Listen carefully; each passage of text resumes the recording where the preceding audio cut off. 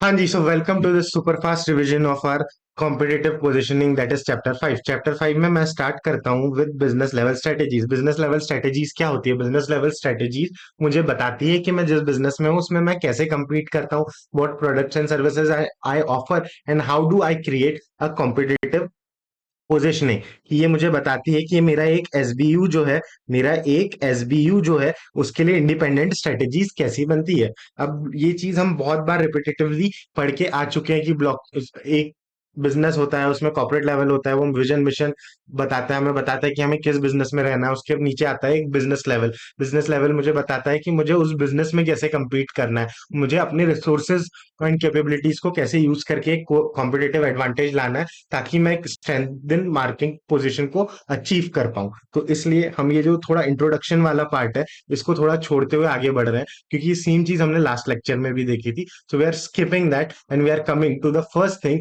कि भाई मुझे ये बताओ कि बिजनेस लेवल में कितनी स्ट्रेटेजीज हो सकती है। तो जैसा कि अभी तक हमारी नस नस में बच चुका है कि बिजनेस लेवल की स्ट्रेटेजीज दी थी हमें किसने, माइकल पॉटर ने।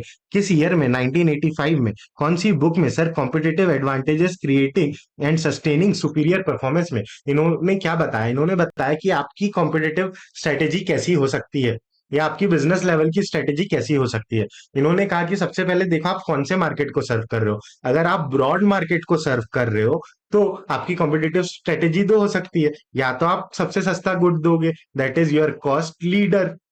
You are a cost leader, you are providing product at the cheapest cost. या फिर आप कुछ बहुत हाई क्वालिटी का इनोवेटिव गुड्स दे रहे हो या सर्विसेज दे रहे हो, या आपका जो प्रोडक्ट है वो हाईली डिफरेंशिएटेड है। तो जब आप ब्रॉड मार्केट में कुछ तो यूनिक प्रोडक्ट दे रहे हो, then you are going for differentiation. पर अगर आपको ब्रॉड मार्केट में खेलना ही नहीं है, आपका टारगेट कस्टमर ही एक नैरो बेस का है, तो you are going for focus strategy. अब फोकस स्ट्रेटेजी के भी दो हिस्से, कि आप उस नैरो मार्केट ग्रुप में या तो सबसे सस्ते में गुड्स दे दो, that you become a cost leader, या उसी नैरो मार्केट में आप, एंड अगेन मैं गुड्स गुड्स वर्ड यूज कर रहा हूं, सो इट इज इम्प्लाइड कि गुड्स की जगह आप प्रोडक्ट वर्ड यूज करें। और प्रोडक्ट में दोनों आते हैं, आपके गुड्स भी एंड सर्विसेज भी। तो जब आप एक, हम कहते हैं हम थे फोकस मार्केट में, या तो आप फोकस मार्केट में सबसे सस्ते गुड्स दे दो तो you become a cost leader, या तो आप फोकस मार्केट में कुछ तो यूनिक डिफरेंशिएटेड गुड्स दे दो तो आप यहाँ पे आ जाते हो, you become a focused differentiation. तो ये स्ट्रेटेजीज थी माइकल पॉटर की। अब माइकल पॉटर ने हमें सेम चीज बताई कि देखो भैया, कॉस्ट लीडरशिप के लिए जाएंगे ना तो मुझे कॉस्ट कम करनी पड़ेगी। तो उसके लिए मुझे तीन चीजें करनी पड़ेगी। पहली चीज मुझे लानी पड़ेगी इकोनॉमीज ऑफ स्केल। मुझे क्या लानी पड़ेगी? इकोनॉमीज ऑफ स्केल, की मेरे बिजनेस में ज्यादा से ज्यादा वॉल्यूम पे मैं बेच पाऊं गुड्स को, और कम मार्जिन पे बेच पाऊं, तभी तो मैं सस्ते में गुड्स दे पाऊंगा। तो मुझे वॉल्यूम्स ऑफ स्केल चाहिए, उस इकोनॉमीज ऑफ स्केल चाहिए। तो उसके लिए मैं क्या यूटिलाइज करूंगा? Capital assets.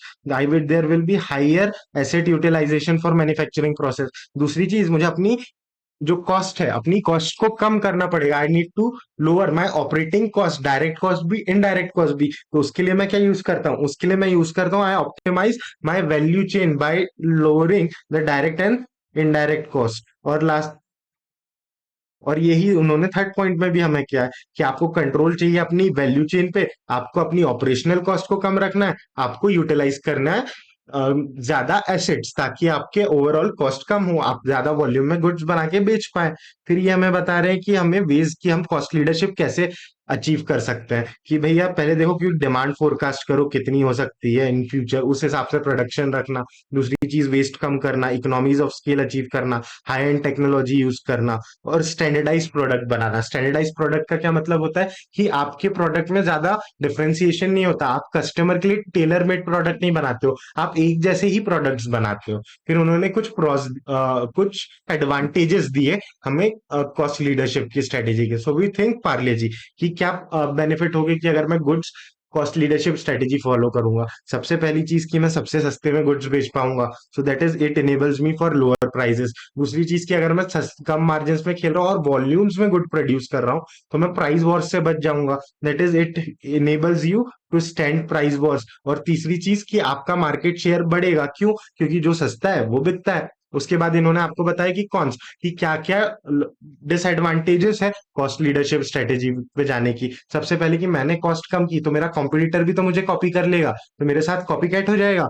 That is means कि मेरा कॉम्पिटिटर भी मेरी चीजों को कॉपी करके वो भी सस्ते में गुड्स बनाना चालू कर देगा। That is the risky approach कि आपको कोई भी इमिटेट कर सकता है। दूसरी चीज कि आप सस्ते गुड्स देते हो तो लोगों के दिमाग में परसेप्शन हो सकता है क्वालिटी का कि आपके गुड्स अच्छी क्वालिटी के नहीं है, so the perception of quality is second thing. The third thing इसकी आपकी डिपेंडेंसी होती है हाई सेल वॉल्यूम में, क्योंकि आपका प्रॉफिट मार्जिन बहुत कम है, तो आपको हाई सेल वॉल्यूम पर डिपेंडेंट रहना पड़ेगा। अगर आपकी सेल हुई लेकिन बहुत ज्यादा नहीं हुई तो आपकी प्रॉफिटेबिलिटी पे असर आता है। और लास्टली मार्केट में क्योंकि आप एक स्टैंडर्डाइज प्रोडक्ट दे रहे हैं, आप एक स्टैंडर्डाइज प्रोडक्ट दे रहे हैं, तो उसमें डिफरेंशिएशन का स्कोप कम है, इसलिए आप मार्केट में जो आने वाले चेंजेस है ना उनसे अडॉप्ट धीरे करते हैं। उसके बाद हम कह रहे हैं डिफरेंशिएशन। डिफरेंशिएशन क्या है कि जब आप एक टारगेट मार्केट को देखते हैं, ये मार्केट कैसा है जिसकी नीड्स सेटिस्फाई नहीं हुई है और उसके लिए आप एक कस्टमाइज प्रोडक्ट बनाते हैं, तो आप डिफरेंशिएशन स्ट्रेटेजी में। डिफरेंशिएशन स्ट्रेटेजी सक्सेसफुल कब होती है? जब वो कस्टमर आपके प्रोडक्ट के लिए एक प्रीमियम देना शुरू कर दे। इसका मतलब क्या है कि आपका कस्टमर कैसा है, प्राइस इंसेंसिटिव इंसेंसिटिव है। वही चीज उन्होंने यहाँ की, कस्टमर प्राइस से सेंसिटिव नहीं था, उसके लिए आपने स्पेसिफाइड प्रोडक्ट बनाया है। और ये स्ट्रेटेजी तब सक्सेसफुल है जब वो आपके लिए, आपके प्रोडक्ट के लिए प्रीमियम दे रहा है। और इस केस में आप क्या करते हो, आप अपनी ब्रांड इमेज बचा के चलते हो, तो आप एक्सीलेंट ब्रांड मैनेजमेंट करते हो। इसका हमने एग्जांपल दिया था थिंक एप्पल, कि हम एप्पल को सोच के सारे पॉइंट्स ड्राइव करेंगे। तो इस स्ट्रेटेजी में क्या होगा, हाई इन्वेस्टमेंट होगा रिसर्च एंड डेवलपमेंट में, आपका प्रोडक्ट बहुत प्रीमियम होना चाहिए, आपको ब्रांडिंग एंड मार्केटिंग में बहुत खर्चा करना है, और आपको एजाइल रहना है कि आपको प्रोडक्ट में नए नए इनोवेशंस करना है। साथ ही साथ ये क्या कह रहे हैं प्रोज इस स्ट्रेटेजी में, अच्छी चीज क्या है कि देखो आपका जो प्रोडक्ट है ना वो कस्टमाइज्ड है, तो आप अनमैच प्रोडक्ट या सर्विसेज दे पाओगे। दूसरी चीज, आप प्रोडक्ट महंगे में बेच रहे हो तो आपके प्रॉफिट मार्जिन बहुत ज्यादा रहेंगे। तीसरी चीज, लोग आपके प्रोडक्ट के प्रति लॉयल रहेंगे, दैट इज कस्टमर लॉयल्टी, या आप जिसे आप कहते हैं ब्रांड लॉयल्टी या कस्टमर्स पैट्रनेज मैं कह रहा था। और आखिरी चीज जो है कि that is lower price competition, कि आप के गुड्स बिकते ही महंगे हैं तो आप प्राइस वॉर्स या प्राइस कॉम्पिटिशन में नहीं जाएंगे ज्यादा। उसके बाद कॉन्स, इस स्ट्रेटेजी की कौन क्या है कि भाई आपका गुड महंगा बिक रहा है, तो इसके कारण आपके जो अफोर्डेबिलिटी वाला फैक्टर आ जाता है कि बहुत से कस्टमर्स उसे अफोर्ड ही नहीं कर पाएंगे, दैट इज अफोर्डेबिलिटी। दूसरी चीज कि आपको कुछ यूनिक बनाना है तो आपको ऑपरेशनल कॉस्ट ज्यादा लगेगी, that is it's increases your cost. फिर ये आपको क्या कह रहे हैं कि इनकंसिस्टेंसी, कि कंपनीज जो है ना, कई बार क्या होता है कि आप कुछ यूनिक बनाने के चक्कर में आप एक प्रोडक्ट अलग तरीके का बना देते हो, दूसरा प्रोडक्ट अलग तरीके का बना देते हो, तो आपकी जो अम्ब्रेला है या आपके पास जो प्रोडक्ट लाइन है उसमें इनकंसिस्टेंसी आनी शुरू हो जाती है। इसी को ये हमें कहते हैं कि the companies with significant distinct offerings frequently from poor communication suffer from poor communication. It is crucial to have a umbrella communication like cutting edge technology innovation leadership in the case of Apple, even though they are dealing with many areas and niche, to get over this disadvantage of diversification strategy. कि आपके Apple को देखो, Apple का इन्होंने advantage दिया है कि Apple ने कैसे इनकंसिस्टेंसी को अवॉइड किया, कि उन्होंने अपनी पूरी प्रोडक्ट लाइन में कम्युनिकेट किया कि इनके सारे प्रोडक्ट एक ही तरीके के स्टैंडर्ड्स फॉलो करते हैं, इसलिए उनके प्रोडक्ट्स कोहेरेंट है। कि जैसा आप मैकबुक को देखते हो, मैकबुक का डब्बा व्हाइट आता है, ऊपर एप्पल का लोगो, अंदर बहुत मिनिमल चीजें, सेम चीज एक आईफोन के डब्बे में आती है। तो इस तरीके से आपकी प्रोडक्ट लाइन में कोहेरेंस बिल्ड होता है, जो कि एक डिसएडवांटेज है किस चीज का, कोहेरेंस डिसएडवांटेज नहीं है, कोहेरेंस ना बिल्ड कर पाना डिसएडवांटेज है, जिसे इन्होंने नाम दिया इनकंसिस्टेंसी का। फिर लास्ट चीज है कैनिबलाइजेशन। कैनिबलाइजेशन का मतलब है डिसमेंटलिंग। कि भाई देखो ये क्या कह रहे हैं कि while a few goods have sufficient, businesses frequently produce too many differentiated offerings. This can result in brand cannibalization. Critical products of a small and different segment in order to counteract its drawback of differentiation strategy। की मतलब आपने multiple अलग अलग product launch कर दिए और वो बहुत डिफरेंशिएटेड है एक दूसरे में, तो इसके कारण क्या आपके रिसोर्सेज एंड कैपेबिलिटीज ही तो उन प्रोडक्ट्स को मैन्युफैक्चर करने में बढ़ जाएंगे, जिसके कारण कि आपका ब्रांड क्या हो सकता है, कैनिबलाइजेशन का शिकार हो सकता है, that is D dismantling of your own brand. क्यों? क्योंकि आप मल्टीपल डिफरेंशिएटेड प्रोडक्ट्स को बनाने के चक्कर में अपने रिसोर्सेज उनमें बांट दे रहे हैं। Next thing is your focus strategy. Focus strategy को हम क्या कहते हैं, नीश स्ट्रेटेजी। यहाँ पे हम क्या करते हैं, कुछ तो यूनिक बनाते हैं स्पेसिफिक मार्केट के रिक्वायरमेंट के सामने के हिसाब से। और यहाँ पे हम या तो दो चीजें कर सकते हैं, या तो आप सबसे एक नीश मार्केट में या तो सबसे अच्छा क्वालिटी का प्रोडक्ट दे दो या सबसे सस्ता प्रोडक्ट दे दो। जब आप सबसे सस्ता देते हो तो आप कॉस्ट फोकस स्ट्रेटेजी फॉलो करते हो। जब आप सबसे यूनिक अच्छी क्वालिटी का प्रोडक्ट देना चाहते हो, आप फोकस डिफरेंशिएशन की ओर जाते हो। यहाँ पे ये बता रहे हैं कि सबसे पहले देखो चूज करना कि एक नीश मार्केट क्या है, फिर स्पेसिफाई करना उस नीश मार्केट तो आप कैसे केटर करेंगे, हाई इफिशिएंसी जनरेट करना, वैल्यू चेन को मैनेज करना। अब इन्होंने दो स्ट्रेटेजीज बताई है कि फोकस स्ट्रेटेजी में दो स्ट्रेटेजी, पहली कॉस्ट स्ट्रेटेजी, जहां पे आप सबसे एक फोकस मार्केट में सबसे सस्ते में गुड्स दे देते हैं, that is your focus cost strategy. इसमें क्या होता है, आप मार्केट में इनडायरेक्ट इंगेज करते हैं through indirect competition and at low cost in order to gain market share. की यहाँ पे मैं अपने प्राइजेस कम रखता हूँ ताकि मैं उस नीश मार्केट शेयर में ज्यादा कस्टमर्स को अट्रैक्ट कर पाऊं। फिर ये कह रहे हैं कि differentiation strategy, focus differentiation strategy में क्या होगा, इसका उल्टा। यहाँ पे आप क्या करोगे, कुछ डेवलप करोगे, कुछ प्रोडक्ट्स जो यूनिक है क्लाइंट की रिक्वायरमेंट के अकॉर्डिंगली और डिफरेंशिएटेड है अपनी स्ट्रेटेजी में।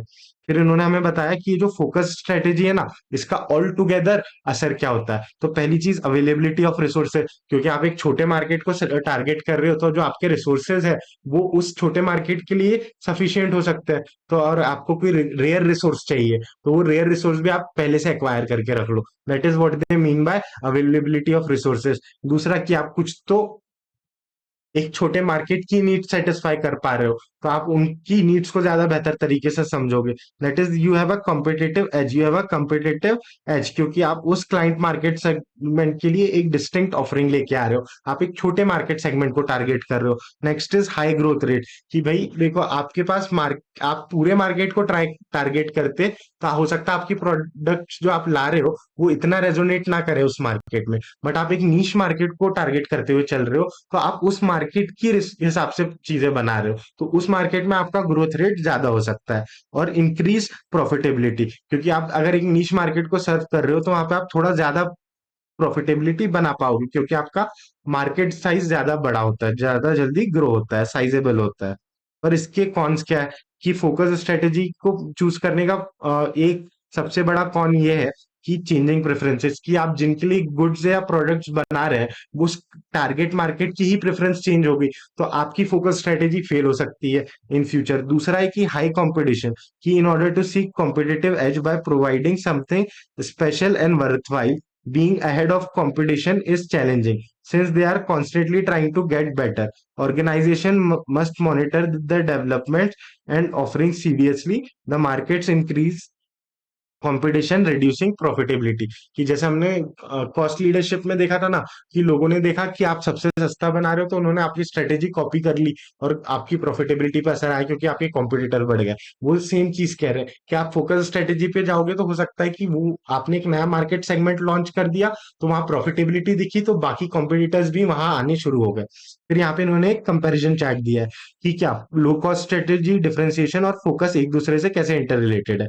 पहली चीज टारगेट मार्केट, कि जो फोकस्ड ऑन डिफरेंशिएशन इसमें हम ब्रॉड मार्केट को टारगेट करते हैं। सॉरी, जो हमारी कॉस्ट लीडरशिप और डिफरेंशिएशन है इसमें हम ब्रॉड मार्केट को टारगेट करते हैं, हम फोकस में एक नैरो मार्केट को टारगेट करते हैं। बेसिस ऑफ कॉम्पिटिटिव एडवांटेज क्या है, मेरी कॉस्ट लीडरशिप में है कि मैं सबसे सस्ते गुड्स देता हूँ, मेरे डिफरेंशिएशन में कि मैं कुछ डिफरेंट गुड देता हूँ और मेरे डिफरेंट प्रोडक्ट्स देता हूँ। और मेरी फोकस स्ट्रेटेजी में यह है कि मैं छोटे मार्केट के लिए या तो सस्ते में गुड्स दे रहा हूँ या कुछ इनोवेटिव डिफरेंशिएटेड गुड्स दे रहा हूँ, कस्टमाइज्ड गुड्स दे रहा हूँ। उसके बाद इन्होंने प्रोडक्ट लाइन की बात की है कि जो मेरे प्रोडक्ट है वो कैसे होंगे। अगर मैं जा रहा हूँ कॉस्ट लीडरशिप के लिए तो मेरे सारे गुड्स स्टैंडर्डाइज्ड होंगे, दैट इज बेसिक रहेंगे, इनमें ज्यादा कस्टमाइजेशन का स्कोप नहीं होगा। डिफरेंशिएशन में क्या होता है, ज्यादा प्रोडक्ट वेरिएंट्स रहते हैं, डिफरेंशिएशन का स्कोप है। और फोकस्ड मार्केट में तो आप बना ही एक स्पेसिफिक कस्टमर ग्रुप के लिए रहे हो तो ये हाईली कस्टमाइज्ड रहता है। उसके बाद आप बात करते हैं प्रोडक्शन एम्फोसिस, कि कॉस्ट लीडरशिप में क्या है ना कि कॉस्ट कम रखो, वॉल्यूम्स में ज्यादा बनाओ। जबकि आप डिफरेंशिएशन में क्या है कि कॉस्ट पे इतना ज्यादा ध्यान मत दो but find ways of creating value. और वहां पे नीश मार्केट में आप क्या कर रहे हो, आप टेलर मेड गुड्स बना रहे हो अपने मार्केट के लिए। मार्केटिंग में किस में एम्फेसिस रहेगा, देखिए जो कॉस्ट लीडरशिप है ना उसमें हमारा एम्फेसिस रहता है कि आप सस्ती, हमारा गुड सस्ता है, इस चीज को ज्यादा एम्फेसाइज करो। आपके डिफरेंशिएशन स्ट्रेटेजी में आप बताते हो कि हमारा गुड्स में कुछ ज्यादा फीचर्स है जिनके लिए आप प्रीमियम चार्ज कर रहे हो, तो यहाँ पे आप अपने फीचर्स को एडवर्टाइज करते हो। और नीश मार्केट में आप अपनी यूनिक एबिलिटीज को एडवर्टाइज करते हो। और सूटेबल कौन है, कि जब आप इकोनॉमिकली प्राइस करना चाह रहे हो अपने गुड्स को और आप फायदा लेना चाह रहे हो कॉस्ट का, तब आपके लिए कॉस्ट लीडरशिप स्ट्रेटेजी ज्यादा सुटेबल है। जब आप कुछ डिस्टिंक्टिव कुछ इनोवेटिव बनाना चाह रहे हो तो उसके लिए आपके लिए डिफरेंशिएशन स्ट्रेटेजी ज्यादा सुटेबल है। और जब आप एक छोटे नीश मार्केट को ज्यादा बेटर सर्व करना चाह रहे हो तो आपके लिए फोकस डिफरेंशिएशन ज्यादा बेटर है। फिर उसके बाद हमने देखा था स्ट्रेटेजी इंप्लीमेंटेशन। हमने देखा था कि देखो, एक good plan with poor execution will fail. अब ठीक ठाक सा plan with excellent execution can succeed. तो वही था स्ट्रेटेजी इंप्लीमेंटेशन और स्ट्रेटेजी प्लानिंग के बीच का तालमेल, की स्ट्रेटेजी फॉर्मेशन एक चीज है लेकिन प्लानिंग सबसे जरूर सॉरी स्ट्रेटेजी फॉर्मुलेशन या स्ट्रेटेजी प्लानिंग एक चीज है लेकिन इम्प्लीमेंटेशन सबसे जरूरी चीज है। अगर आपका इम्प्लीमेंटेशन ही अच्छा नहीं होगा तो आपकी स्ट्रेटेजी फेल हो जाएगी। तो यहाँ पे इन्होंने क्या कहा, strategy is a means to an end of और ऑफ अचीविंग एन ऑब्जेक्टिव।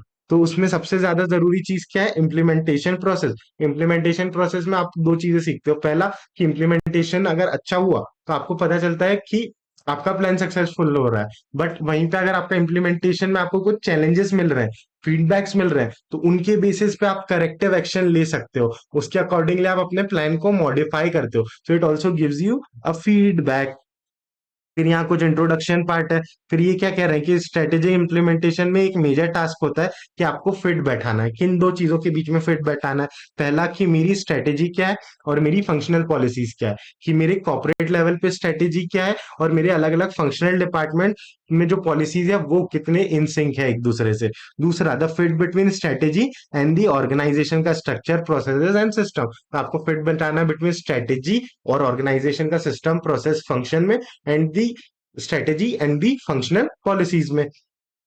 फिर इसके बाद इन्होंने हमें बताया कि इंटर रिलेटेड है। इंटर रिलेटेड कैसे है कि देखो, जब मैं बनाता हूँ स्ट्रेटेजी फॉर्मुलेट करता हूँ तो मैंने जो स्ट्रेटेजी फॉर्मुलेट की है उसी को तो मैं एक्शन में लाऊंगा। तो ऐसे ही स्ट्रेटेजी फॉर्मुलेशन स्ट्रेटेजी इंप्लीमेंटेशन से लिंक्ड है। इसे मैं कहता हूँ फॉरवर्ड लिंक, कि जहां पे आपका प्लान आपके इंप्लीमेंटेशन को बताता है कि आपको क्या इंप्लीमेंट करना है, that is your forward link. वहीं पे जब आप इंप्लीमेंट करते हो तो आपको फीडबैक मिलता है, आप करेक्टिव एक्शंस लेते हो। तो जहां पे आपके इम्प्लीमेंटेशन के बेसिस पे आप अपना प्लान चेंज कर रहे हो, that is your backward link, where it goes in the opposite direction. यहाँ पे फीडबैक की बात करते हैं। फीडबैक आपको कहां से मिलता है? एनवायरमेंटल फैक्टर्स के कारण।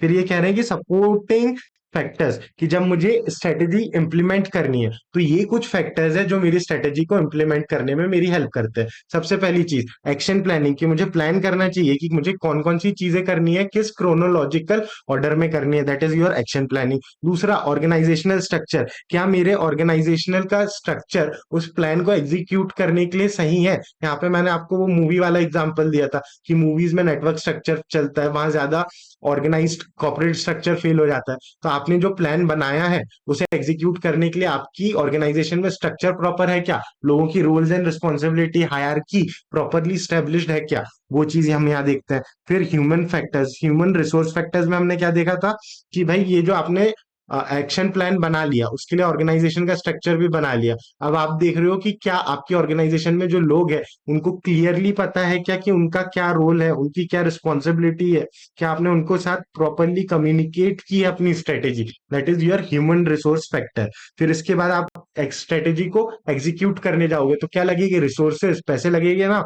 हाँ, that is nothing but your annual business plan, कि आपको पता होना चाहिए कि how aware, well aware of there needed funds, कि आपको कितने फंड्स चाहिए, आपको पता होना चाहिए पहले से। आपको अपनी मॉनेटरी और फाइनेंशियल कमिटमेंट के बारे में पता होना चाहिए। और लास्टली, करेक्टिव एक्शन लेना है तो मॉनिटर करते रहो, दैट इज मीन कि आपको मॉनिटर करना है और कंट्रोल करना है कि चीजें स्केड्यूल के हिसाब से हो रही है या नहीं, कौन कौन से changing the action action of step, कि अगर चीजें स्केड्यूल पे नहीं चल रही है तो आपने कौन कौन सी स्टेप्स चेंज की है, आपने स्ट्रेटेजी कैसे चेंज की है और ऑब्जेक्टिव्स कैसे चेंज किया है। अब ये जो लास्ट वाला पार्ट है ना, मॉनिटरिंग कंट्रोल, इसके लिए हमें कुछ कुछ चीजों पे ध्यान देना है। तो हम क्या क्या पूछेंगे कि भाई देखो, हमारे ऑर्गेनाइजेशन के एफर्ट क्या हमारे प्लान के अकॉर्डिंगली चल रहे हैं।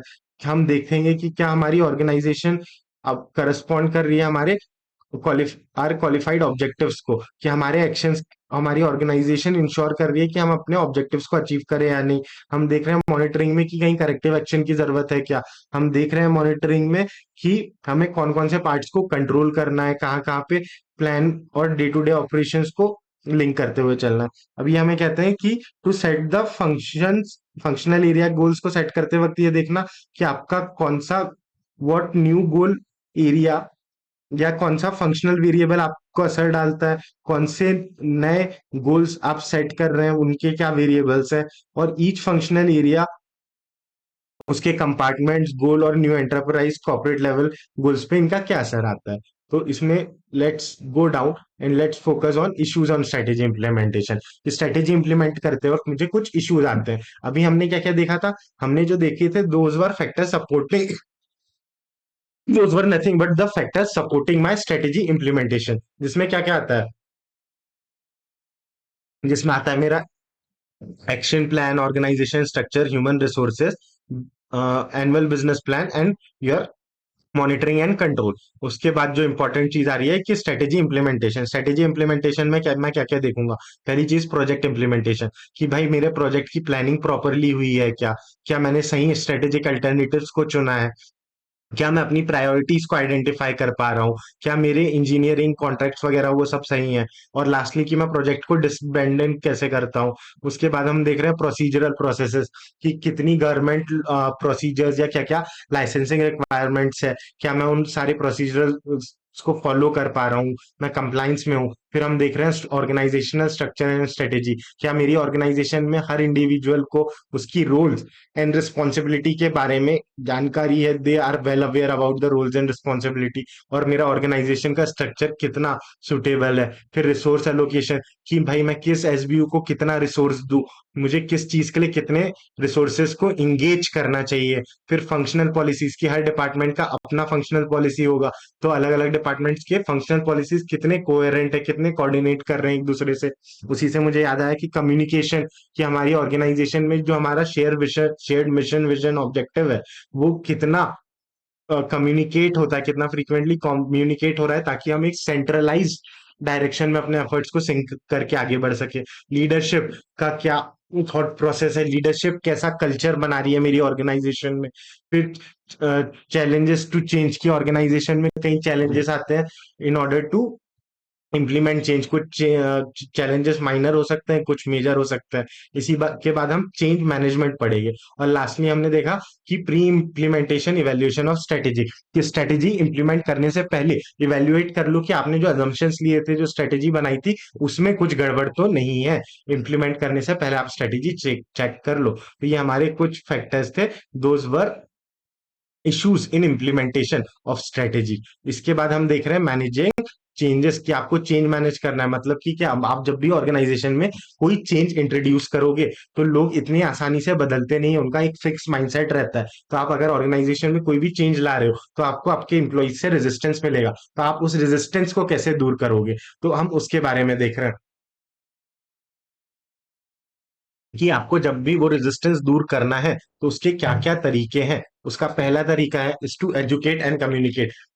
अपने एम्प्लॉयज को बताओ कि इस चेंज की क्या जरूरत है, उनको कम्युनिकेट करो ताकि दे फील मोर इंक्लूडेड, ताकि वो समझ सके कि उस चेंज को कैसे, कि क्या नीड्स है and they accept it easily. दूसरा पार्टिसिपेशन, कि जब आप पॉलिसीज बना रहे हो तो अपने एम्प्लॉयज को इंगेज करो, उनका फीडबैक उनको भी, मतलब उन यू इंश्योर कि दे हैव अ से इन योर डिसीजन मेकिंग। तो जब एम्प्लॉय पार्टिसिपेट करते हैं तो they feel more valued, so they will be more likely to give you commitment. जो मेरा तीसरा पॉइंट है कि जब आप एम्प्लॉय से कमिटमेंट लो, इंडिविजुअली सीख करो कि हम ये चेंज ला रहे हैं और आप इस चेंज को इंप्लीमेंट करने में अपना कमिटमेंट दीजिए।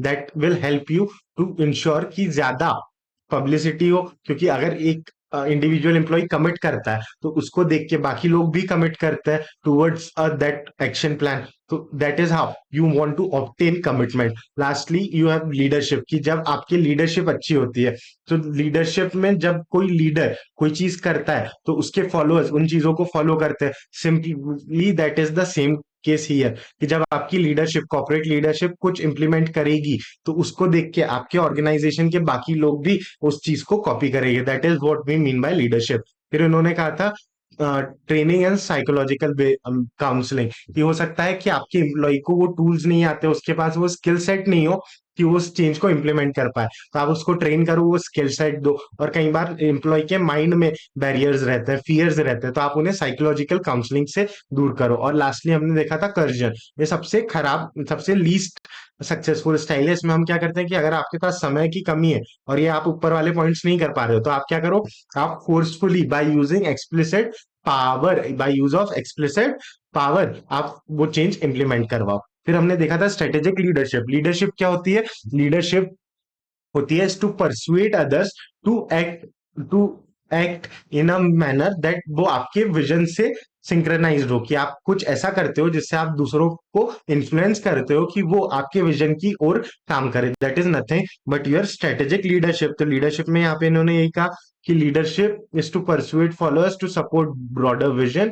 इसमें प्रायोरिटी क्या होती है कि आप एक सस्टेन, एक सबके एफर्ट्स को सिंक्रोनाइज कर सके टुवर्ड्स अ कॉमन डायरेक्शन। फिर इसमें जो सीखने वाली चीज ये थी कि हमने लीडरशिप के 3 स्टाइल बताए थे। कौन कौन से? Transactional, transformational, charismatic. Transactional leadership कौन सी होती है? ट्रांजैक्शनल लीडरशिप वो होती है जहां पे मैं स्टिक्स एंड कैरेट का अप्रोच फॉलो करता हूँ, जहां मैं बहुत स्ट्रॉन्ग रूल्स को फॉलो करने में बिलीव करता हूँ। So transactional leadership is where you make everyone aware of their expectation, कि आपको सबको बताना है कि आपकी ये एक्सपेक्टेशन है, आपकी ये रिस्पॉन्सिबिलिटी है, और आपको एक मैनेज करते हुए चलना है कि क्या, कि अगर उन्होंने परफॉर्मेंस अच्छा दिया है तो आप उनको ज्यादा सैलरी दोगे, रिवॉर्ड्स दोगे, अप्रेजल्स दोगे। बट अगर उन्होंने अच्छा परफॉर्म नहीं किया है तो आप उनकी पुअर परफॉर्मेंस को डिसिप्लिन करोगे by cutting off their wages, आप उनको जॉब से एलिमिनेट कर दोगे। So this are nothing but your carrots and sticks का अप्रोच। और दूसरी चीज हम देख रहे थे ट्रांसफॉर्मेशनल लीडरशिप। ट्रांसफॉर्मेशनल लीडरशिप में आपने क्या देखा? ये वो लीडरशिप है जिसमें हम एक विजन बनाते हैं ताकि हम लोगों का बिहेवियर चेंज कर पाए, एम्प्लॉइज का बिहेवियर चेंज कर पाए। That is to persuade the people to change. कि ट्रांसफॉर्मेशनल लीडरशिप में आप मोटिवेट करते हो अपने एम्प्लॉय को कि वो अपने रोल्स एंड रिस्पॉन्सिबिलिटीज के अकॉर्डिंगली अडॉप्ट करे और अपना बिहेवियर चेंज करे। फिर हमने देखा था एक चीज होती है charismatic leadership. Charismatic leadership transactional leadership, transformational leadership के बहुत करीब है, लेकिन जहां पे हम ट्रांसफॉर्मेशनल लीडरशिप में बात करते हैं to create change in the behaviour of a person, वहां पे हम कैरिज्मेटिक लीडरशिप में थोड़ा अलग चले जाते हैं। यहाँ हम बिहेवियर चेंज की बात नहीं करते हैं, यहाँ पे हम बात करते हैं कि जो कैरिज्मेटिक लीडर है ना, वो इतना ड्रिवन है, इतना पैशनेट है कि he tries to challenge the status quo, he try to challenge the status quo, कि जो स्टैंडर्ड है, कि जिस तरीके से चीजें की जाती है, वो उस स्टैंडर्ड को चैलेंज करने की कोशिश कर रहा है हमारे कैरिज्मेटिक लीडरशिप में, और उस तरीके से नए चेंजेस को ड्राइव कर रहा है। अब एक लीडरशिप में एक लीडर की क्या क्या स्किल होनी चाहिए? एक लीडर की स्किल होनी चाहिए पहली चीज कि आपको एंटिसिपेट करते आना चाहिए चीजों को, कि आपको चेंज, फ्यूचर में चेंजेस आने वाले हैं, एनवायरमेंट डायनेमिक है, तो आपको उसके लिए इंफॉर्मेशन कलेक्ट करने आना चाहिए। That is you should have the ability to anticipate. उसके बाद ये कह रहे हैं कि आपको चैलेंजेस को देखते आना चाहिए, जो आपकी प्रॉब्लम है ना, आपको उसको मल्टीपल एंगल से देखते आना चाहिए। फिर इंटरप्रिटेट, कि ये जो आपने इंफॉर्मेशन गैदर की थी ना, उसको आप अनबायस्ड और ओपन तरीके से इंटरप्रिटेट कर सके, आप क्यूरियस रहे चीजों के बारे में। फिर आपको डिसाइड करना है कि भाई आपको एक अल्टरनेटिव कोर्स ऑफ एक्शन भी तो चूज करना है, since you are a leader. तो आपको डिसाइड करना है कि आपको लॉन्ग टर्म इन्वेस्ट कहाँ करना है और आपके शॉर्ट टर्म गोल्स को आपको साथ में कैसे मैनेज करना है। तो that is where the word decision comes in to free. फिर आपको आपके अलाइन करने हैं अपने सारे एक्शंस, ताकि आपके शेयर होल्डर्स के इनिशिएटिव्स वगैरह जो है, और कॉर्पोरेट इनिशिएटिव्स जो है, उनमें कॉन्फ्लिक्ट ना हो। कि जो हमने कहा था कि कंपनी के लॉन्ग लॉन्ग टर्म सक्सेस में और करंट प्रॉफिटेबिलिटी के ऑब्जेक्टिव में सिंक्रेनेसी हो, कॉन्फ्लिक्ट ना हो, तो आपको वो कॉन्फ्लिक्ट भी दूर करना है। That is what we mean by align. और लास्टली है टू लर्न, कि आपको अपनी सक्सेस और फेलियर से सीखना है। So this are nothing but your leadership skill. कौन कौन सी? पहला group align and sorry anticipate and challenge, कि आपको इन्फॉर्मेशन गैदर करनी है, चैलेंज को अलग तरीके से देखना है। इंटरप्रिटेट एंड डिसाइड, कि आपको ओपन माइंडेड रहना है और आपको डिसाइड करना है कि आपके long term short term goals को आप कैसे अचीव करोगे। फिर है अलाइन एंड लर्न, कि अलाइन करना है आपको कि आप म्यूचुअल कॉन्फ्लिक्ट को अवॉइड करो, और लर्न करना है अपने सक्सेस एंड फेलियर से। उसके बाद हमने देखा था स्ट्रेटेजिक थिंकिंग। स्ट्रेटेजिक थिंकिंग मतलब कि एक लीडर कैसे सोचता है, स्ट्रेटेजिकली कैसे सोचता है, तो उसके लिए इसके पास ये कुछ स्किल्स होनी चाहिए। पहली एनालिटिकल स्किल्स। एनालिटिकल स्किल्स का क्या मतलब होता है? कि आपको अपने इंटरनल एक्सटर्नल रिसोर्सेज कमिट करने हैं, तो आपको फाइनेंशियल स्टेटमेंट्स समझ में आने चाहिए, आपको मल्टीपल टूल्स समझ में आने चाहिए। तो that is where you should have the way to develop a thought process, that is what nothing but your analytical thinking. दूसरी चीज कम्युनिकेशन स्किल, कि आप लोगों के साथ काम करोगे, आप कम्युनिकेट करोगे अपने शेयर होल्डर से, अपने एम्प्लॉयज से, तो आपको के पास एक इफेक्टिव कम्युनिकेशन स्किल होनी चाहिए, ताकि आप अपने इंटरनल और एक्सटर्नल स्टेक होल्डर्स को परसुएट कर सको। तो you should have good communication skills. आपके पास प्रॉब्लम सॉल्विंग स्किल्स होनी चाहिए, ताकि जो प्रॉब्लम्स आ रही है हमारी ऑर्गेनाइजेशन में कॉन्स्टेंटली, आप उन्हें रिजॉल्व कर सको, उनके प्राइमरी ऑब्स्टिकल्स को हटा सको। फिर आपको प्लानिंग करते आना चाहिए, आप में मैनेजमेंट स्किल होनी चाहिए, कि आपको डेटा प्रॉब्लम्स को देखते हुए एक सॉल्यूशन को आइडेंटिफाई करना चाहिए। That is nothing but your planning skills. तो ये हमने चार स्किल्स देखी, एक लीडरशिप लीडर एक स्ट्रेटेजिक स्किल्स जो होनी चाहिए। पहली is to analyse things, second is to communicate, third is to solve problems, and fourth is to plan and manage. उसके बाद हम आए थे ई बिजनेसेस में। तो ई बिजनेसेस में हमने देखा था कि ई बिजनेसेस मतलब इलेक्ट्रॉनिकली बिजनेस स्ट्रेटेजीज बनाना।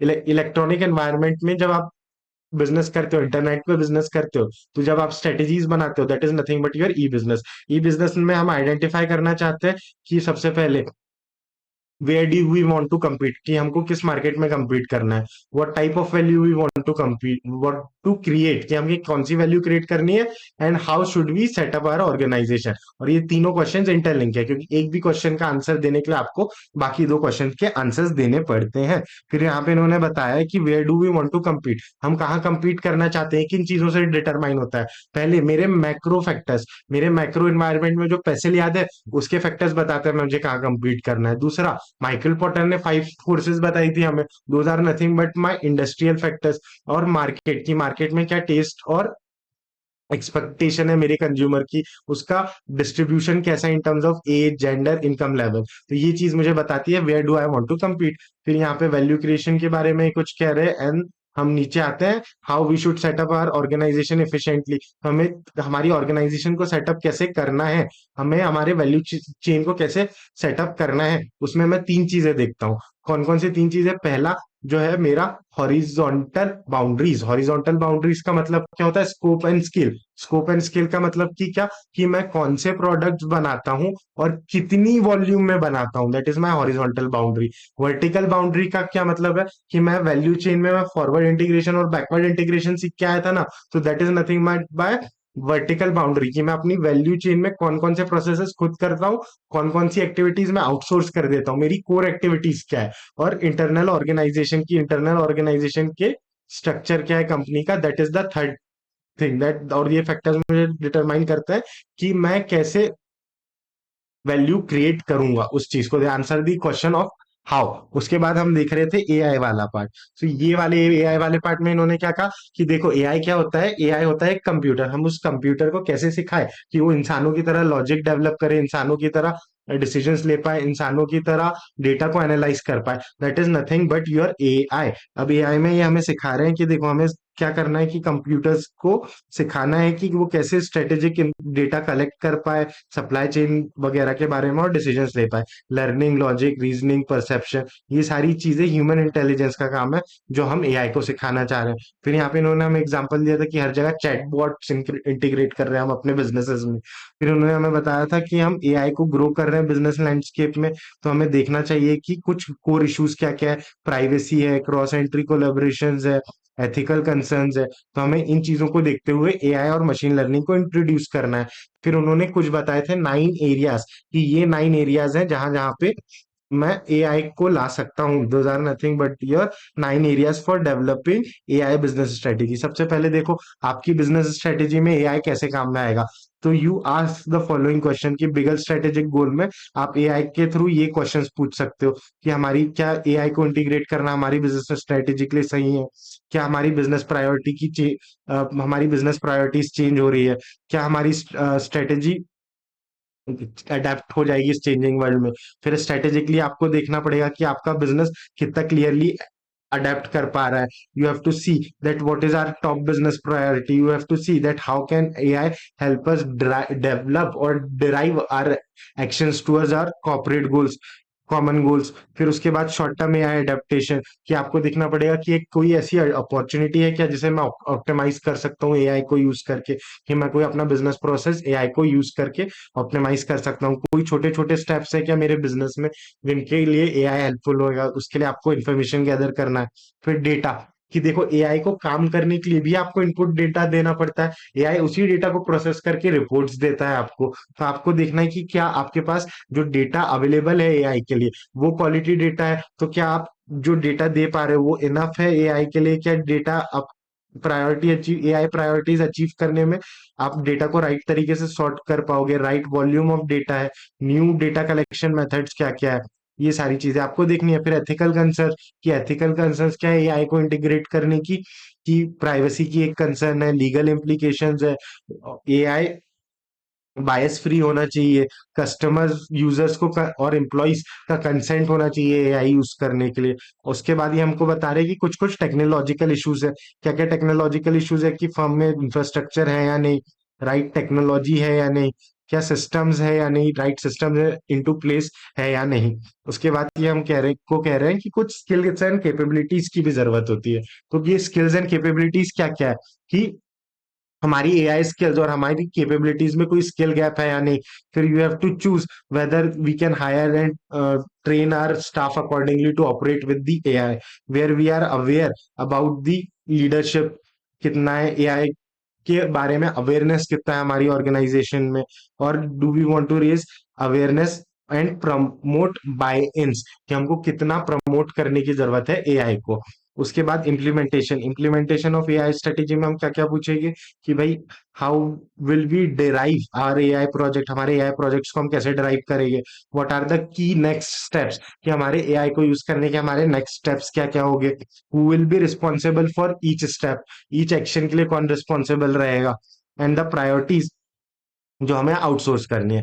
और लास्टली हम देख रहे हैं चेंज मैनेजमेंट में कि जॉब्स वगैरह चेंज होगी, तो मेरे पास क्या वो एम्प्लॉयज है जिनके पास रिक्वायर्ड स्किल सेट है इस चेंजिंग जॉब में, इस चेंज को मैनेज करने के लिए, कि जब एआई आएगा तो उन्हें एआई यूज करते आता है चाहिए क्या, क्या कह रहा है able, am I able to communicate effectively with people about this change, am I having the, how should the change process be manage, कि एआई इम्प्लीमेंट करोगे तो उसका प्रोसेस चेंज कैसे मैनेज करेंगे, and how AI will affect the culture of a company, this is the thing. तो ये कुछ 9 points है जिनके अंदर इन्होंने कुछ कुछ क्वेश्चंस दिए हैं, कि अगर हम एआई लाते हैं अपने बिजनेस में तो हमें ये क्वेश्चंस इन इन पर्सपेक्टिव से आंसर करने हैं। उसके बाद इन्होंने आपको बताया फिनटेक, फिनटेक क्या होता है, कि देखो फाइनेंस है टेक्नोलॉजी है, जब फाइनेंस एंड टेक्नोलॉजी मिल जाए तो that becomes your fintech, fintech innovative products है। पहले फिनटेक कहाँ यूज होता था, बैंक्स में, क्योंकि बैंक्स में हाई वॉल्यूम ऑफ डेटा होते थे, हाई ट्रांजेक्शन होते थे पर डे। फिर उसके बाद वो मॉडल धीरे धीरे फ्रंट एंड पे आने लगा, कैसे आज आप सबके पास यूपीआई है, आज आप एक वेजिटेबल वेंडर को भी पेमेंट करते हैं तो उसके पास भी पेटीएम का एक्सेस होता है। What is that, that is nothing but integration of fintech in your businesses. फिर ये बता रहा है कि स्मॉल बिजनेसेस में भी फिनटेक की जरूरत है। फिर ये कह रहे हैं हमको कि एक शिफ्ट हुआ है from being back end oriented to customer oriented services and fintech, कि पहले जहाँ बैंक्स वगैरह फाइनेंशियल इंस्टीट्यूशन फिनटेक को यूज करती थी, आज एक कस्टमर भी यूज कर सकता है। आज आप अपने मोबाइल के बैंकिंग ऐप में जाए तो आप वहां पे अपनी मंथली एक्सपेंडिचर की रिपोर्ट जनरेट कर सकते हैं। What is that, that is nothing but a front end integration. अब ये कहाँ कहाँ पे यूज हो रहा है, एजुकेशन में हो रहा है, रिटेल बैंकिंग में हो रहा है, फंड रेजिंग में, एनपीओ में, इन्वेस्टमेंट मैनेजमेंट में हमारा फिनटेक यूज हो रहा है। फिर उन्होंने फिनटेक की एक्टिविटीज में बताया कि फिनटेक में क्रिप्टो करेंसी भी एक कॉन्सेप्ट इवॉल्व हो रहा है। फिर यहाँ पे इन्होंने कुछ इनोवेशंस बता दिए कि फिनटेक को आप कहाँ कहाँ इनोवेट कर रहे हो, आप ब्लॉकचेन टेक्नोलॉजी लाइक इथेरियम में यूज कर रहे हो, आप क्रिप्टो करेंसी में यूज कर रहे हो, आप इलेक्ट्रॉनिक कॉन्ट्रैक्ट्स बना रहे हो स्मार्ट कॉन्ट्रैक्ट्स के थ्रू, आप ओपन बैंकिंग के थ्रू इसे यूज कर रहे हो, आप इंश्योरेंस टेक्नोलॉजी में, insurance and technology insure tech में यूज कर रहे हो, आप regulatory technology regulations and technological rules में यूज कर रहे हो, आप रोबो एडवाइजरी में, that is automatic investment advices के लिए यूज कर सकते हो इसको, आप इसको अनबैंक्ड सर्विसेज के लिए यूज कर सकते हो, साइबर सिक्योरिटी के लिए यूज कर सकते हो, आप फ्रॉड डिटेक्शन एंड प्रिवेंशन के लिए यूज कर सकते हो, आप ऑटोमेटिक सेटलमेंट सिस्टम्स के लिए भी फिनटेक को यूज कर सकते हो। तो ये कुछ यूज केस इनोवेशंस है कि यहाँ यहाँ फिनटेक यूज हो रहा है। फिर उन्होंने बताया हमें कि 4 कैटेगरीज है जिसमें हमने फिनटेक को बांट रखा है। Business to business for bank, business to client for small businesses, and consumers. ये 4 कैटेगरी होती है हमारे यूजर्स की कि फिनटेक को कौन यूज करता है। तो ये हमारे 4 कैटेगरी ऑफ यूजर। फिर उन्होंने वही कहानी रिपीट की है कि देखो फिनटेक में आप क्या करते हो, हम मोबाइल बैंकिंग की ओर बढ़ रहे हैं, हम इंफॉर्मेशन डेटा एक्यूरेटली प्रोसेस कर रहे हैं डिसेंट्रलाइज सिस्टम्स में। फिनटेक कैसा हो रहा है, कस्टमर ओरिएंटेड। और फिनटेक का बूम बूम क्यों हो रहा है, due to market place development. फिर उन्होंने हमें बताया कि देखो फिनटेक को रेगुलेट करने की जरूरत है, इसलिए गवर्नमेंट क्या करती है, fintech is nothing but your finance coupled with technology. और टेक्नोलॉजी में एक मेजर ड्रॉबैक ये रहता है कि टेक्नोलॉजी बदलती रहती है, वनरेबल रहती है। इसलिए यहाँ पे इन्होंने बताया कि फिनटेक सिस्टम्स वनरेबल है, हैकर्स आ सकते हैं, क्रेडिट कार्ड कॉम्प्रोमाइज हो रहे हैं, क्रेडिट कार्ड हैक हो रहे हैं, हमने फ्रॉड्स देखे हैं बहुत सारे यूपीआई के। इसलिए फिनटेक सिस्टम वनरेबल है। इसलिए गवर्नमेंट को रेगुलेशन लानी चाहिए। रेगुलेशन ताकि क्या, ताकि जो आपकी पर्सनल डेटा या पर्सनल इंफॉर्मेशन है वो सिक्योर रहे। आप किसी के साथ अपनी पर्सनल इंफॉर्मेशन शेयर करो तो वो इंसान या वो ऑर्गेनाइजेशन किसी थर्ड पार्टी के साथ वो सेम डेटा शेयर ना कर दे, आपकी पर्सनल इंफॉर्मेशन का मिस यूज ना हो। इसलिए आपको रिस्पॉन्सिबिलिटी क्रिएट करनी है हर ऑर्गेनाइजेशन पे। जैसे आपने एक एग्जांपल देखा था यहाँ पे कि general data protection and regulatory frameworks आ रहे हैं। जैसे कि बैंक, जब भी आप बैंक के साथ कोई ट्रांजैक्शन करते हो तो बैंक केवाईसी करती है आपका, उसके लिए वो डॉक्यूमेंट्स आपसे मांगती है, आपका Aadhaar PAN and so on. But bank की ये जिम्मेदारी है कि वो उस आधार पैन को किसी थर्ड पार्टी के साथ शेयर नहीं कर सकती। So that is nothing but your data privacy loss, जो गवर्नमेंट ने by regulation by law bank के ऊपर इम्पोज किए हैं। फिर इन्होंने यहाँ पे आपको बताया था ब्लॉकचेन के बारे में। तो ब्लॉकचेन के बारे में हमने बहुत कुछ पढ़ा था। ब्लॉकचेन के बारे में हमने पढ़ा था, ब्लॉकचेन में क्या होता है, डेटा ब्लॉक में स्टोर होता है। ये ब्लॉक्स एक दूसरे से इंटरलिंक्ड रहते हैं। ये ब्लॉक में जो डेटा स्टोर होता है मैं उसे कहता हूँ लेजर। अब ये जो लेजर का डेटा है ना, ये क्रिप्टोग्राफिकली मतलब क्रिप्टोग्राफिकली मतलब इनक्रिप्टेड वे में स्टोर होता है, ताकि ताकि अगर कोई और इस ब्लॉक में डेटा के साथ छेड़खानी करने की कोशिश करे, डेटा मॉडिफाई करने की कोशिश करे, तो ये जो इंटीग्रेट इनक्रिप्टेड डेटा है ना, इसका हैश चेंज हो जाता है, जिसके कारण वो इजीली आइडेंटिफाई हो जाता है कि यहाँ पे ब्लॉकचेन में कुछ तो कुछ गड़बड़ हुआ था। अब ब्लॉकचेन में ना एक सेंट्रलाइज सर्वर पे आप डेटा यूज स्टोर नहीं करते हो, रेदर एक नेटवर्क होता है, उस नेटवर्क में जितने कंप्यूटर्स होते हैं उन सबके पास ब्लॉक नेटवर्क में उस ब्लॉकचेन का डेटा स्टोर्ड रहता है। तो यहाँ पे यही क्या कह रहे हैं कि blockchain is a linked network, इसमें क्रिप्टोग्राफी यूज होती है, इंक्रिप्शन होता है, यहाँ पे डेटा ब्लॉक्स में सेव होता है, हर ब्लॉक एक दूसरे से जुड़ा रहता है, that block are subsequently connected. हर ब्लॉक में ये हैश कोड होता है, that is a unique identifier code, that is hashes होते हैं हर ब्लॉक में। फिर ये कह रहे हैं कि हर कंप्यूटर में एक लेजर की कॉपी सेव्ड होती है। ये कह रहे हैं कि सिक्योरिटी बहुत ज्यादा हाई है, क्योंकि अगर आपको कुछ भी चेंज करना है, आपने ब्लॉक में चेंज किया तो सबको ऑडिट ट्रेल दिख जाएगी, सबको पता चल जाएगा कहाँ ब्लॉक में चेंज हुआ है, मॉडिफिकेशन हुआ है। और नेटवर्क को उस ट्रांजेक्शन को वैलिडेट भी तो करना है। सो दैट इज द थिंग।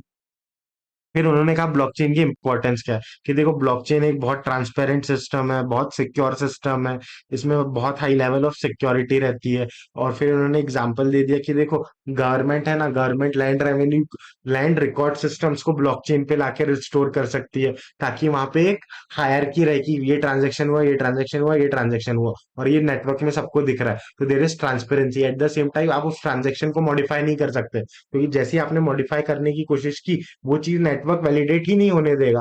तो आप मॉडिफिकेशन से बच जाओगे, इलिसिट मॉडिफिकेशन से बच जाओगे रहता।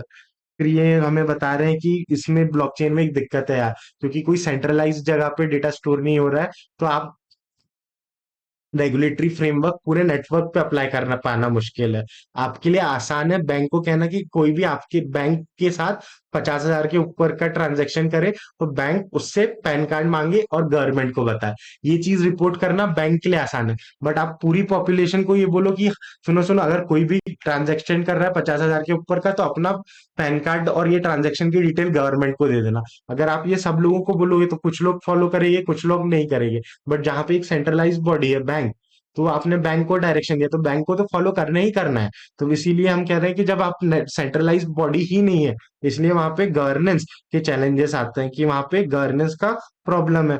फिर यहाँ पे स्केलेबिलिटी, ट्रांजैक्शन स्पीड और डेटा प्रोटेक्शन के बारे में बात की है इन्होंने कि ये सारी बेनिफिट्स भी है और ये सारे फैक्टर्स है जो अफेक्ट करते हैं हमारे ब्लॉकचेन टेक्नोलॉजी में। अब इस पे अगर आपको पूछा जाए कोई इंपॉर्टेंट कोर, तो इंपॉर्टेंट कोर ये है कि ब्लॉकचेन किन तीन पिलर्स पे टिका हुआ है। तो ब्लॉकचेन टेक्नोलॉजी तीन पिलर्स पे टिकी हुई है। पहला कि ये डिसेंट्रलाइज सिस्टम है। डिसेंट्रलाइज सिस्टम है यानी क्या कि डेटा एक किसी सेंट्रलाइज लोकेशन पे स्टोर नहीं होता है, ये मल्टीपल ब्लॉक्स में स्टोर रहता है।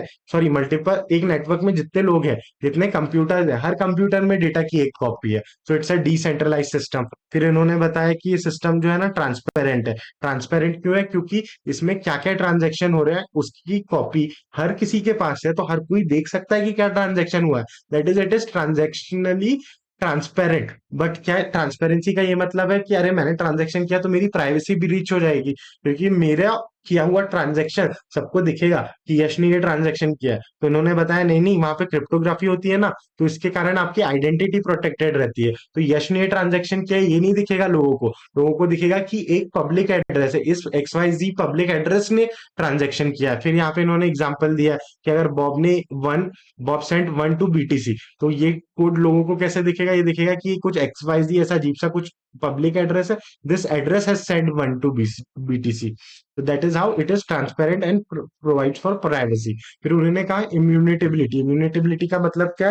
कि ये बहुत सिक्योर नेटवर्क है ब्लॉकचेन का। क्यों? क्योंकि आपके डेटा की कॉपी सबके पास है नेटवर्क में। अगर एक डेटा कॉपी भी करप्ट होती है तो बाकी लोगों के पास तो डेटा की कॉपी है, हम वहां से सिस्टम को रिकवर कर लेंगे। अगर आपने डेटा को कुछ भी चेंज करने की कोशिश की, मॉडिफाई करने की कोशिश की, कुछ भी इलिसिट एक्शन किया, तो जैसे ही आपने वो एक्शन किया, नेटवर्क उसको वैलिडेट ही नहीं होने देगा। वो आपका जो ब्लॉकचेन है ना वो टूट जाएगा, जिसके कारण आपको पता चल जाएगा कि यहाँ पे कुछ गड़बड़ है। फिर यहाँ पे इन्होंने कुछ एग्जांपल दिए कि ब्लॉकचेन आप कहाँ कहाँ यूज कर सकते हो। स्मार्ट कॉन्ट्रैक्ट में यूज कर सकते हो, क्राउड फंडिंग में यूज कर सकते हो, गवर्नेंस में यूज कर सकते हो, सप्लाई चेन एनालिसिस में यूज कर सकते हो, प्रोडक्शन मार्केटिंग में, इंटरनेट ऑफ थिंग्स में, एंटी मनी लॉन्ड्रिंग के लिए, डेटा मैनेजमेंट के लिए, लैंड टाइटल के रिकॉर्ड्स रखने के लिए, स्टॉक ट्रेडिंग का रिकॉर्ड रखने के लिए। ये कुछ जगह है जहाँ पे आप ब्लॉकचेन टेक्नोलॉजी यूज कर सकते हैं। So this was our quick revision, but I feel कि ये रिवीजन उतना डिटेल नहीं हो पाया है। क्यों? द रीजन भी कि अगर आप यहाँ पे कुछ टॉपिक्स देखो ना, जैसे कि ये ब्लॉकचेन वाला पार्ट है, फिनटेक वाला पार्ट है, तो ब्लॉकचेन का तो फिर भी ठीक है। फिनटेक वगैरह यहाँ पे इन्होंने आपको सिर्फ एक इंट्रोडक्शन दे के रखा है। और यहाँ पे जो हमें 9 पिलर्स थे, तो यहाँ पे भी इन्होंने हमें कुछ एक्सप्लेन नहीं किया है सच। यहाँ पे इन्होंने सिर्फ हमें कुछ क्वेश्चन दे दिए कि अगर आप इस चीज को देख रहे हो तो ये कुछ क्वेश्चन आपको आस्क करना है। सो आई फील कि दिस चैप्टर, इसमें कंटेंट बहुत अच्छा है। Till we come to the this part, that is your strategic thinking, यहाँ तक के कंटेंट बहुत ऑर्गेनाइज्ड वे में। फिर इसके बाद यहाँ पे आपको सिर्फ उन्होंने इंट्रोडक्टरी चीजें दी गई है। So this is something that is कि यहाँ कंटेंट ही उस तरीके का है, that's why it feels a bit dry dry. फिर आखिरी में एक अच्छी चीज आती है, that is your blockchain. So with that we conclude this lecture and let's meet you back again in the next lecture.